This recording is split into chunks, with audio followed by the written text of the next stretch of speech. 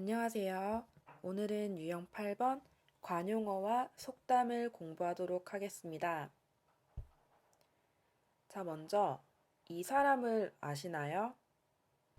이 사람은 한국의 김태희라는 사람이고 한국에서 가장 좋은 대학교인 서울대학교를 나왔습니다. 그래서 이런 사람들은 이제 예쁘고 똑똑하기 때문에 이 콧대가 높다라고 이야기합니다. 콧대가 높다는 내가 잘하는 것이 아주 많아요. 아주 많은 사람들이 자신을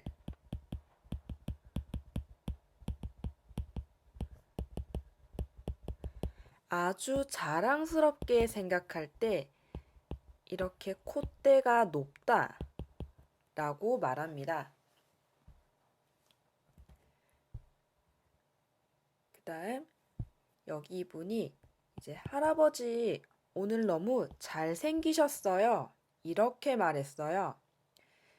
그런데 하지만 할아버지는 나이가 많기 때문에 진짜 잘생긴 거 아니에요. 많이 칭찬하는 거예요. 그러면 할아버지는 기분이 어때요? 기분이 아주 좋아요. 하지만 이때 한국에서는 이런 말을 자주 해요. 비행기 태우지 마세요.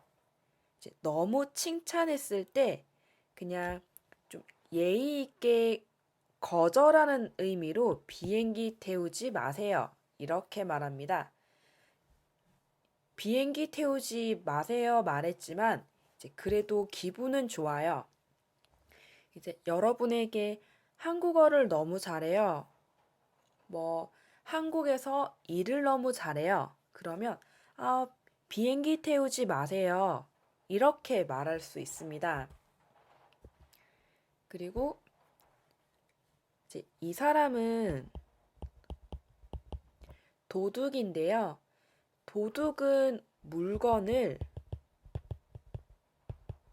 훔치는 일을 합니다. 아주 나쁜 일이죠. 이런 나쁜 일을 이제 하고 싶지 않아요. 그럴 때 물건 훔치는 일에 손을 뗐다 이렇게 말합니다. 손을 뗐다는 이제 그 일을 안 하는 거예요. 보통 아주 나쁜 일을 이제 하지 않을 때 나는 그 일에 손 뗐어. 이렇게 말할 수도 있습니다. 그리고 이제 성적이 나왔는데 친구가 나를 무시해요. 너는 공부 못해. 왜 공부해? 그러면 우리는 더 열심히 하고 싶어요. 그러면 친구가 나를 항상 무시해서 이를 갈고, 이는 여기, 이것이 이예요. 이를 갈고 시험 준비를 했다. 이 말은 아주 열심히 준비한 거예요. 예를 들어, 올림픽 준비를 이를 갈고 했다. 그리고 시험 준비를 이를 갈고 했다. 이렇게 할 수 있습니다. 자, 그 다음에 여러분, 공부는 너무 지루해요. 그러면 나는 공부 싫어. 이렇게 휴대폰을 볼 거예요. 나는 공부를 하지 않는 사람입니다. 그러면 공부와 담을 쌓다 이렇게 말해요. 근데 실제 이렇게 집이 있으면 이제 집 주변에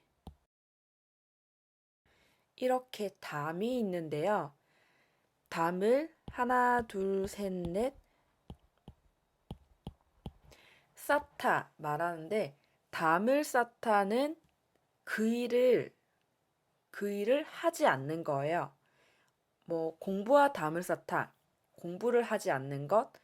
그리고 뭐 나는 잘 놀지 않아요. 그럼 노는 것과 담을 쌓았다. 아니면 또 어떤 것이 있을까요? 뭐 쇼핑하는 거 싫어요. 쇼핑하는 것과 담을 쌓았다. 아까 손을 떼다는 부정적인 것을 하지 않을 때 사용하는 것이고, 담을 쌓다는 그냥 뭐 좋은 거든 보통 이런 것을 하지 않을 때는 담을 쌓다 이렇게 말합니다. 그 다음 여러분 이 두 사람은 서로 머리를 맞대고 있어요. 친구와 머리를 맞대고 문제를 해결했다. 하지만 여기서 머리를 맞대다는 실제 이렇게 하는 것은 아니고요. 이제 어떤 문제를 같이 해결할 때 머리를 맞대다 이렇게 말합니다. 뭐 학교 선생님들과 머리를 맞대고 문제를 만들었다. 그리고 회사에서 이제 어떤 안 좋은 일이 있어요. 그러면 회사에서 동료들과 머리를 맞대고 문제를 해결했다. 그리고 지금 코로나가 심하잖아요. 이제 코로나 문제를 국민과 대통령이 머리를 맞대고 문제를 해결했다. 이렇게 쓸 수 있습니다. 여러분들은 교실에서 수업을 할 때 휴대폰을 많이 보죠? 그럼 선생님이 어때요? 화가 나요. 그래서 이제 선생님은 한 번만 더 휴대폰을 보면 휴대폰을 뺏겠다고 우리에게 못을 박았다. 못은 이거예요. 이제 보통 벽에 못을 박고 이렇게 그림을 걸어요. 하지만 여기서 박았다, 못을 박다는 어떤 말을 아주 확실히 하는 거예요. 엄마가 한 번만 더 놀면 용돈을 주지 않겠다고 못을 박았다. 이렇게 쓸 수 있고, 이제 회사에서 사장님이 한 번만 더 지각하면 고향에 보내겠다고 못을 박았다. 이렇게 쓸 수도 있습니다. 선생님은 어떤 일을 할 때 좀 갑자기 하는 것을 좋아해요. 하지만 이제 내 친구는 무슨 일을 할 때 너무 앞뒤를 잰다. 이것은 뭐 남자친구나 뭐 여자친구를 만날 때나 아니면 회사에 취업을 할 때 뭐 많이 조건을 많이 보는 거예요. 뭐 남자나 여자면 뭐 직업, 집안, 능력, 뭐 얼굴 여러 가지 뭐 조건을 보고 앞뒤를 재거나 회사에 취업할 때 뭐 몇 시에 일해요? 돈이 얼마예요? 뭐 직원들 좋아요? 사장님 좋아요? 이런 것을 많이 볼 때 앞뒤를 잰다. 이렇게 씁니다. 이제 당연히 앞뒤를 재야 하겠지만 너무 많이 조건을 볼 때는 좀 부정적인 의미입니다. 그리고 여러분은 이제 베스트 프렌드인데요. 이런 친한 친구들이 어렵다고 말하면 이제 다 도와줄 수 있나요? 친한 친구가 갑자기 돈이 없어서 100만 원을 빌려달라고 했어요. 그러면 쉽게 빌려줄 수 있나요? 그럼 여러분은 이 사람과 같이 이제 내가 어려우면 앞뒤를 가리지 않고 도와준다. 자, 앞뒤를 가리지 않다는 친구가 어려울 때 이제 조건 이런 거 보지 않고 아무리 어려워도 도와주는 거예요. 그다음 여러분 이제 여기 친구들은 이제 빨리빨리 갔는데 이 친구는 천천히 가고 있어요. 그래서 여기 친구가 도와주고 있네요. 이제 몸이 힘든 친구와 이런 발걸음을 맞춰서 가야 한다. 이제 내가 잘하지만 친구가 못하면 좀 도와주면서 같이 할 때, 이럴 때 발걸음을 맞추다 라고 씁니다. 여러분은 어떤가요? 힘든 친구가 있으면 이렇게 발걸음을 맞춰서 같이 갈 수 있나요? 자, 그럼 한번 생각해보고 이제는 속담을 보도록 하겠습니다. 하나를 보면 열을 난다. 이거는 문장만 봐도 이해가 갈 거예요. 이제 한 가지를 가르쳐 주면 다른 것은 가르쳐 주지 않아도 안다 의미입니다. 여러분, 이것은 아주 똑똑한 아이에게 쓰는 말이에요. 이제 이것만 가르쳐 줘도 아이는 책을 읽어요. 그럼 하나를 보면 열을 난다. 이렇게 말할 수 있습니다. 이제 그 다음 여러분 이거는 뭘까요? 천리길도 한 걸음부터. 여기서 천리길은 매우 먼 길을 의미합니다. 아주 멀어요.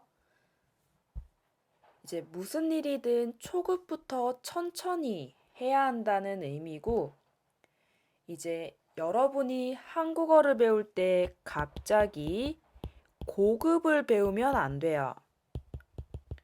초급을 배우고, 이제 천천히 중급을 배우고, 그 다음 고급을 배워야 합니다. 그리고 소 잃고 외양간 고친다. 외양간은 옛날에 소가 살던 집을 외양간이라고 합니다. 이거는 사고가 난 후 후회를 하는데요. 이제 옛날에 한국에 아주 안 좋은 사건이 있었습니다. 이 다리를 잘못 만들어서 이렇게 다리가 떨어졌는데요. 이때 많은 사람들이 죽거나 다쳤습니다. 하지만 사람이 죽고 나서 다리를 고치면 이제 의미가 없죠. 이 사건은 이제 94년 서울에 성수대교라는 곳이 이제 붕괴되다는 이거 붕괴된 거예요. 이제 붕괴되어 50여 명의 사상자가 발생한 사건입니다.